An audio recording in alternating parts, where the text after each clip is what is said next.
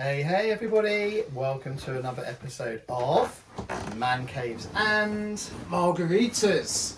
And if we yawn at all, we better just explain that it's like 9:15 in the evening and we have just sat through 2 hours and 20 minutes of a film. So if either one of us yawns, that's why. Yeah. Plus you've been for a 3.5 hour walk. Yeah, I had a 7 And I've mile. been working in the garden all day, so we're both a bit tired. A little bit tired, but not tired enough to have sat through this film. Now, you hadn't seen this before, had you? No, I hadn't actually. And I had, so this was my choice for you. Right. And shall I just tell them? Of course. Straight off the bat, no clues, nothing, just go for it? Well, we can't do it like that, can we? Because we've already watched it. True. Okay, so we've just watched. Because we used to guess what the movie the other person had chosen, and then we'd watch it and then react to it. But we haven't got time to do all the editing now, so now we just watch it and go straight into it. Yeah, it's very true. Okay, so I'll just lead in by saying, before I've seen this film, my favourite two Viking films were The Vikings with Tony Curtis, old classic, and The 13th Warrior with Antonio Banderas from a book called Eaters of the Dead. However, once I've seen this film, I have to say this is definitely in my top 2 Viking films.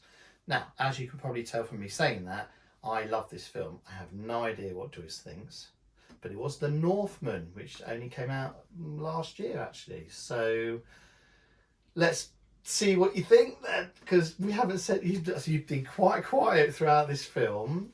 Not a lot being said. I know you've been taking it all in. I know it was long. It was a little bit bum numbing. I mean, I found that as well. However, what did you think? It's hard to know where to start. Actually, it is overwhelming. In it's a very heavy film. Mm-hmm. Very dark, very gritty. I mean, I did love it. I really liked it. Good. Yeah, I think it was very artistically done. I mean, it's basically one of the most basic stories that you have, isn't it? But true. The story of revenge. Yeah. Somebody's killed my mum and my father and my son, and I'm going to come and kill you, whatever, that sort of thing, you know. Except it's told in an epic way over the years,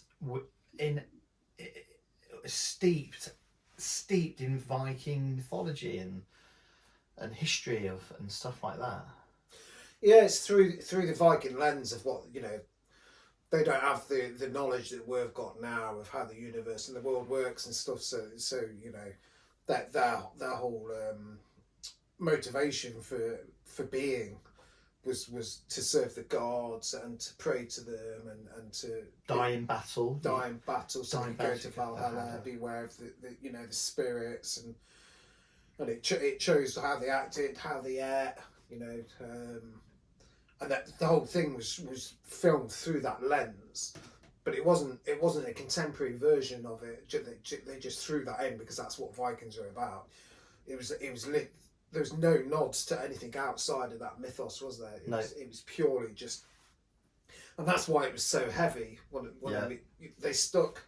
So the thing I admire most about it is that they had this concept and this style, and they stayed strict to it for the whole film. Yeah. Which takes some balls. Yeah, because if it doesn't work, you're left with something you can't really salvage as well, aren't you? Yeah. I'm glad you liked it because, you know, I could see you taking it in. I was pretty confident you was going to like the cinematography in it because I know you're big on that. And that was one thing that stood out to me when I first saw it, just how brilliant I mean, the locations where they were shooting at, oh my God, just absolutely stunning, weren't they?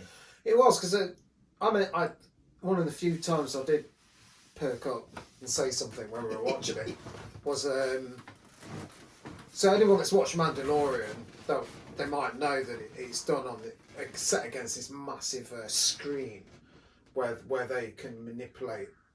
Did you know this about Mandalorian? It's all filmed against a big screen. Yeah, it's like a room, isn't it? Where it's like that, and they can change the backdrop and all sorts, can't That's they? it. Yeah, they film against it, which is good. It's better than just acting in front of a green screen. Yeah. And when you watch Mandalorian, it does look beautiful, and it is tempting to say, that's how it's all going to be. But then when you see the Northman and they're actually on location, it's completely different. That bit where they're in the spring, the hot spring, with the waterfall behind, and it panned back. Oh my God, the editor's brave, because he just panned back and you see this waterfall, and then he edits straight away to a completely different framing. It's like, if that was me, I'd have been like, no, hold that shot for like 5 seconds. And the long shots as well of them on the horses when they're riding across the horizon, and you've got all the Icelandic panorama and everything, panoramics behind them and everything. It's like, oh man. I mean, it must have been brilliant as a cinematographer to see that landscape, but you still got to know how to capture it, haven't you? A lot of the shots were like one. I don't know if you noticed, but they were like one take pieces done with no cuts and just the camera highly choreographed feed moving. Yeah. Which is why when they were fighting, it was them. It was the actual actors fighting, because they had to be choreographed as well. Because there's no cuts, they couldn't cover up the fact that it was like, stunt doubles and things like that. True, yeah. So the fighting was almost like they were dancing. Choreographed. I mean, the bit that stands out for me as a non-cinematographer that made me go, wow, that was really cool though how they did that, was the one take where they're going into the village to near the start, where they are like, they're being like the wolves, and they're going in, aren't they, with the wolf skin on them, and they're going to the fortress, and he starts to run, and as he runs, it must be on some sort of, well, I thought it was just going to be a tracking shot, well, not tracking, sorry, like a camera on rails, and it's following him like that, and then he jumps to the wall and smashes his axe in it and starts climbing up the wall, and it follows him, and then he jumps over the wall and it follows him, and then he starts fighting and it's still following him even as he jumps off, and then he cuts after he's jumped off the wall to jump on the guy with the horse. And I said out loud, didn't I? I went, wow, what a shot. That was a good shot. There was lots of highly choreographed set pieces like that, which sometimes it makes it easier as a filmmaker. So sometimes you'll get 3 or 4 different angles and a wide and a mid, and then you in the edit you're like, how do I piece all these together? But sometimes when you do one long shot, you've got the extra time to do it, because you're not having to do reshoots for different cameras. So you can take 4 or 5 takes on it, but obviously there has to be a take that's absolutely perfect, because you can't cut it in with other shots. It's a very natural way of showing what's happening. You don't get distracted. I noticed that. I don't know if you noticed, there was one shot where they were going to get on the boat, and they were they getting on the boat? There was a boat anyway, and the camera showed the boat, but then it went onto the boat and then started going up the boat, all in one shot. Wow. Which was, I don't know how they did that. Wow, brilliant. Brilliant. Really good, interesting filmmaking. Can I ask you a couple of questions, actually? Yeah, of course you can. So it reminded me heavily of The Witch. Well, there was 2 actors. Obviously, Anya was in The Witch, and also the British actor from The Office. Yeah. He was in The Witch, and he was the boatman, wasn't he? As well. Who's Anya? Which one was Anya? No, in The Witch, she's the one at the very end who survives, and at the very end of The Witch, and she sort of like is suggested that she becomes a witch herself. Because it's got the same kind of cinematography, same kind of storytelling, same kind of pacing. Was it Robert Eggers who directed The Northman? I wonder if he did The Witch as well then. He might have done, because, like I say, 2 actors in that film. Very similar vibe, yeah. Possible, yeah. Yeah. And the other question was... No, I only had one question. Oh. Well, it's a good question there anyway. my overall vibe about it was just how dark it was. It was like, Lord of the Rings, right? Where the ring wraiths are like almost about to capture the hobbits or whatever, and everything's really dark and ominous and like oppressive, and then like 2 minutes later that gets light again, they're twatting about with Gandalf or whatever. But this whole film is like that for bits with the wraiths, and it just never lets up. There's absolutely no humour or intended humour or anything in it. I mean the dialogue that when they speak as well, it's very clipped because of the Icelandic or the Viking type. So even that's kind of like adds to it all as well, doesn't it? Really, yeah, it does. Because the emotion that they show. I mean, he's just completely set on one thing, isn't he? And that's his whole mindset. I loved all the imagery they showed that was suggesting to us about how the bloodline worked to be king, and how that how all that was working. I thought that was really, really cool. It was quite interesting. A friend of mine who's quite big into Viking stuff watched it and said it's probably one of the best films he's seen to actually stay true to form, to what he understands to be like the law, the law behind what they followed and what they believed in and these sort of things, which is cool, isn't it? I think a lot of effort, so much effort went into that to get that right, I think. Yeah. I mean, it's horrific, isn't it? Because like you just got these slaves like being... Well, they're not painted, are they? And this is something else that's really good actually, because in a lot of films, especially an epic film like that, where it's all about revenge, the person who's revenging or doing the revenging, you're normally given somebody that you're supposed to root for because they're supposed to be quite good of heart and stuff like that. Whereas in this one, they just show him as being a Viking, and like the first scene that you see of him grown up more is he's literally. I'm recording, aren't I? Yes. Holy cow! Bonus. I don't want to get home and find out how it's recorded. It's better to check that. Okay. Hang on, let's both be like that then. They don't paint him or what he does as being right or wrong. They just show it as being part of the Viking. It's the things that they did. So going into that sort of like. Killing the boy and the guy fishing on the boat as they go past in their longboat. Yeah. I mean, they're not taking any shit, are they? They capturing the slaves, the women. I mean, just like sorting out the children, the weak from the strong, and putting all the ones that they consider to be weak in a hut, shutting the doors, and then burning it down. I mean, and this is a guy that we're supposed to maybe root for, or root for his story or whatever. And I quite like the fact that they were brave enough to go down that road rather than try and paint a different sort of picture of him as being a nice guy and stuff like this. But he wouldn't have been like that. If he was a Viking, that's what he would have been doing. Like you said, the whole thing's just told through the eyes of their eyes. Yeah. And not sugar-coated. I mean, it did make the ending pretty predictable. Well, Björk actually... Oh, that's the thing. Good spot. I didn't see her. Who's in it? Björk is the soothsayer. Soothsayer. The witch. Truthsayer. Yeah, the witch soothsayer.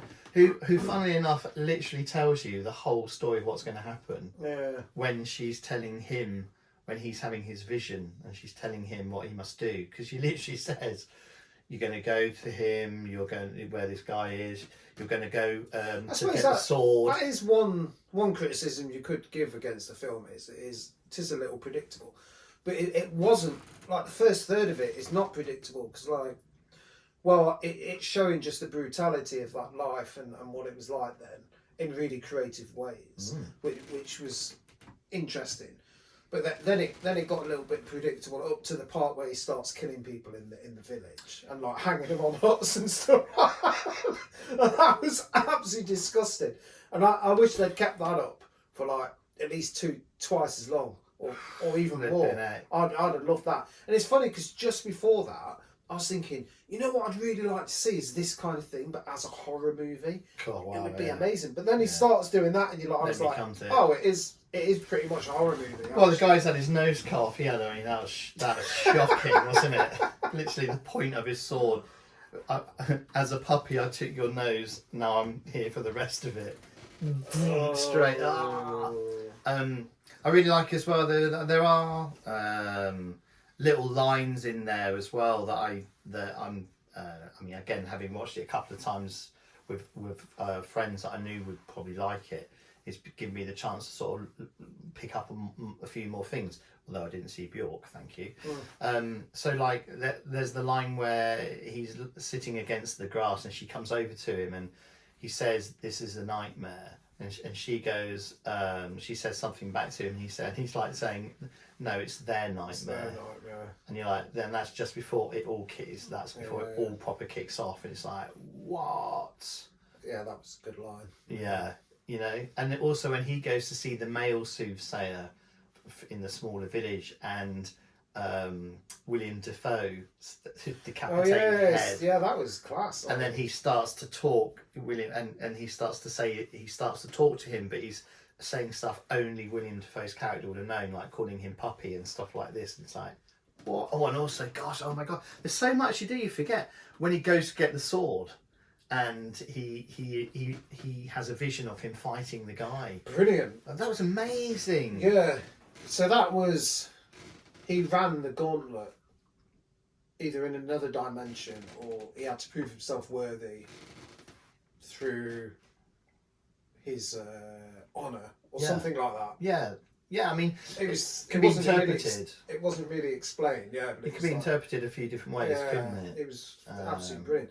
Yeah. One thing I didn't quite get was like, so he couldn't pull that sword from its scabbard in the daylight, right? Yeah. But later on, he was using it in the daytime. Yeah, what it wasn't because of the daylight. It was because when he tried to pull it, and it wouldn't come out of the sheath, he was trying to pull it because he was going to kill his uncle, and Björk had already said that you will use that sword, and you'll kill him at the gates of hell. Oh. So when he wasn't killing his uncle, he could unsheathe it, kill anyone he wanted with it. But when he tried to kill him specifically, he couldn't. He wouldn't let him. The sword wouldn't let him. Which is another reason as why another cool bit was when he was hung up, and the other Vikings trying to do it, it wouldn't let him because obviously Alexander Skarsgård's the only one. So what working. did he do? Throw it in the corner. Yeah, I know, bad move, right? Let's leave him alone with no one to guard him and leave his sword in the corner. Other nice little bits as well, though. Again, I didn't pick up on this properly, probably because I'm a dunce and I need to see things more than once. But the king who gets killed, Ethan Hawke, they always refer to him as the Raven King. Which is that's why the Raven was shown at the very beginning of the film, as he was coming back from his travels. And if you remember, when you first see his mum opening the window, when he first sees her, she's trying to shoo off. She's trying to shoo off loads of ravens, and it's like he's come back to haunt her a bit. And then, of course, the ravens come down and help him escape by biting through the thing. Yeah, that is something you would have to watch it again. Yeah, I've only done 3 right times at the beginning. Yeah, and the payoff doesn't come until a lot happens in the film. So yeah, it's a very artistic film, isn't it? Yeah. My favourite. Did it win any awards? I don't think it did. You know, I think I mean, correct us if we're wrong here. But I don't think it did. I mean, it got overlooked which is a real shame, isn't it? I mean, if it got nominated, that's fair. I don't even know if it got nominated. I hope it did. Might not have. I hope it did. I mean, I'll have to have a look at it. I'll have to have a look after we've finished here. But I mean, it would be nice to think at least cinematography, and editing. I mean, the editing was cracking, wasn't it? The way they did it, like you said. But even things like props and costumes and things like that, incredible. Yeah, there's it's weird because there's so many. I mean, that whole genre is kind of a bit played now. In film, in TV, and even in video games. There's like the God of War, and there's this game called Kingdom Deliver Us. I can't remember what it's called, but. It's set in an environment exactly the same as the Northman. Oh, really? But the Northman differentiates itself by its sheer depressing. Yeah. You wouldn't want to be a Viking, would you? It's so impressive, isn't it? Yeah. Like, Jesus. That life isn't one that I did want to adhere to. No. I mean, I don't know. Would I want to be a slave?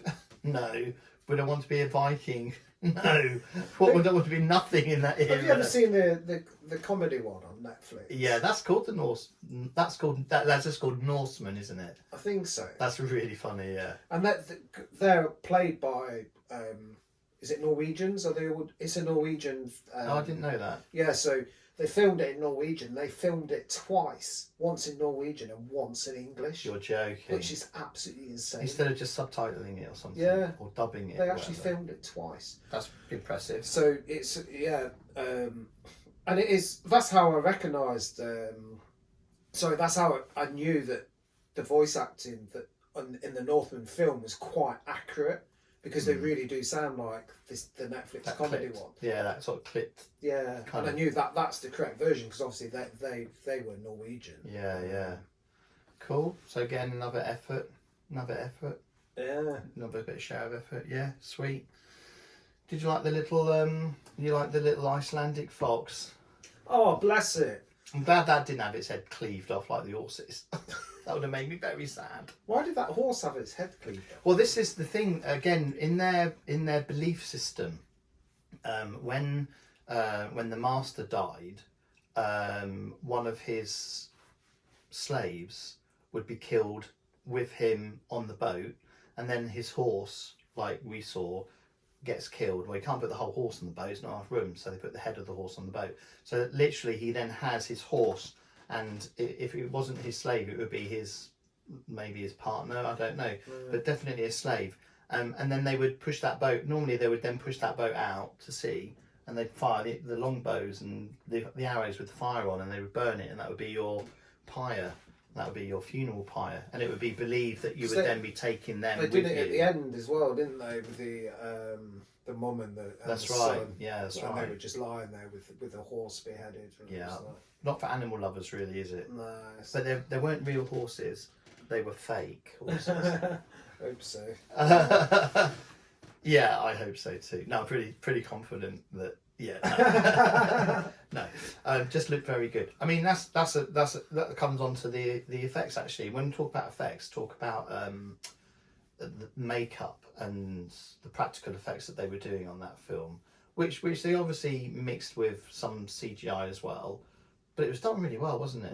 You know, it was a really healthy mix of the two together, wasn't it? I thought. I mean, the gore effects, when you did see them, a lot of it was practical.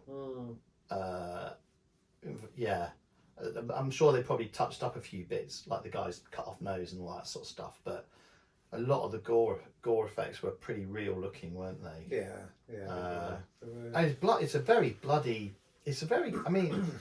No whole bars on the gore and the blood and gore, is it? Yeah, I mean, I me and you, we've both been into horror for a long time, for decades and stuff like that. But the Northman did make me like squirm. There's some wincing moments, isn't there? There really is some moments where like, oh god. It's like, did you have to go that far? Yeah, that was a bit gross. It's just the nose one. That's the one that made. I've seen that 3 times now, and every time I've seen that happen, I've gone, oh god. I thought interesting shot was the ending when they were at the gates of hell. Yeah, the fight when they're fighting. Yeah, when they were like in the volcano. Yeah.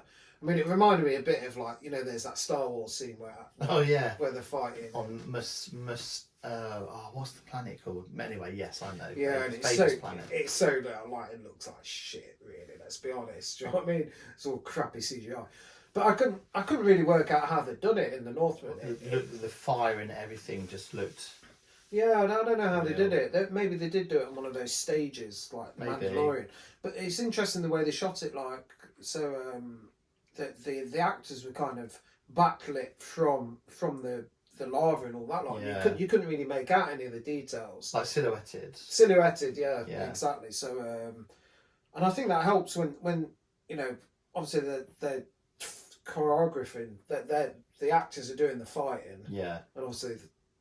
They're not trained swordsmen, so that kind of silhouetted helped cover up any inconsistencies. Yeah. It was just very interesting. It just looked great. What a great idea to do that. How to do that shot.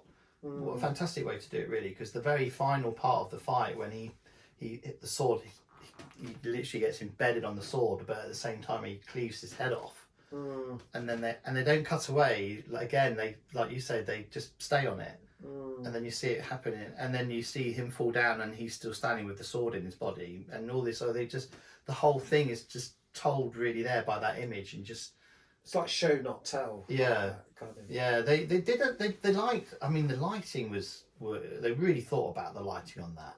I mean, talking about again like being backlit. There's another shot earlier on in the film when the Viking sort of shaman is telling them to get their wolf on, and he's walking around the fire. Oh my God! And then he comes round and then stands with his back to the camera, but in front of the fire, and you just see his whole silhouette with his horned beast helmet, and I thought, wow, what a shot! What a shot! And it was really like dirty. The shot was, they weren't like trying to go for the most pristine high def image and like Oscar-winning lighting or anything like that. They wanted it to be real, for it to feel real. Like you were looking at something that was actually happening. It was brilliant. Little bits that I'd almost forgotten already. Like the little bits of like how they socialised and interacted and provided like the structure to their like society. It all based on their law of what it must have been like to live in those days. Yeah. It really sold you on who they are and why they are like they are. Incredible, yeah. Really good. Level of detail, everything, and great. So, so as far as epic films go, I'm quite happy to call that an epic film at 2 hours 20, telling that whole story. Yeah, it was pushing it for length. Do you think it could have been trimmed a bit? I think it could have been trimmed a bit, but I'm not going to downvote it at all. Okay. But it was beginning to push it a bit, I thought. But I'm only saying that because you mentioned the length. Hang on, careful. Double entendre. Sis. Epic film for you then, yeah? Well, that's my third viewing in about 6 months, and I've not been bored watching it. In fact, like I said, watching it again the last 2 times has made me really listen to what's being said, and really picking up on, like what we were talking about with Raven King, and seeing the ravens come into the window, and when he kisses her wound and then he sees the blood. Well, obviously at the beginning he puts his hand on his father's wound, and that's when as a kid he sees all of these things, and it's all that sort of stuff. So yeah, for me, definitely epic. I mean, if you don't like Viking stuff and you don't like that sort of thing, you probably hate it. But if you like something that's quite historical, and you like a good revenge film that's steeped in history, where they've obviously researched it and done a cracking job, and you appreciate great cinematography, then hopefully you'll love it. So for me, I keep saying we need to pick a really crap film one day, because at the moment, just lately anyway, because we watched Alien last time, that's my favourite film of all time. That was a 10 out of 10 anyway. So don't just score everything 10 out of 10. Watch Beetlejuice, because all my friends hate me for saying Beetlejuice was a 6 out of 10. So watch that, and then I don't score everything dead high. But that was another 10 out of 10 for me. But I did choose that, so So for you, sir, what do you reckon? I think for me, it's like, it's not a film I could imagine watching twice.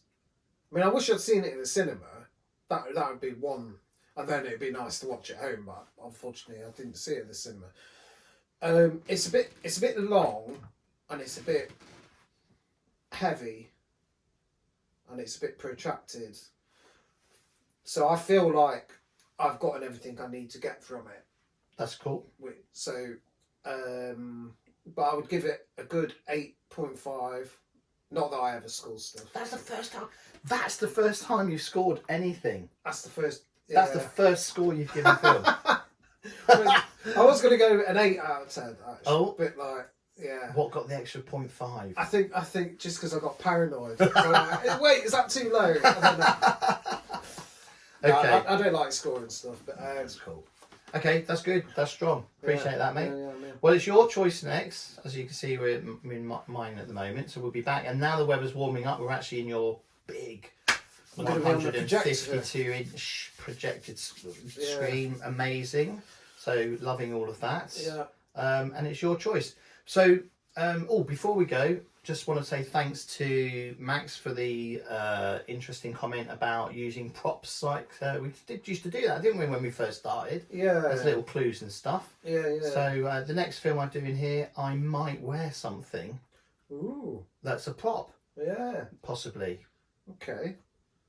Yeah, Cool. I know. Well, I already know what my next film is, and there's absolutely no chance of having a prop for it. Doesn't involve you being naked or anything, does it? Oh yeah, okay. There's- Now it's warmed up. Great. All right, guys. So, yeah, thanks very much for watching. As Yeah. always, comment if you've got anything to comment on, and yeah, have a great day. Peace. Peace.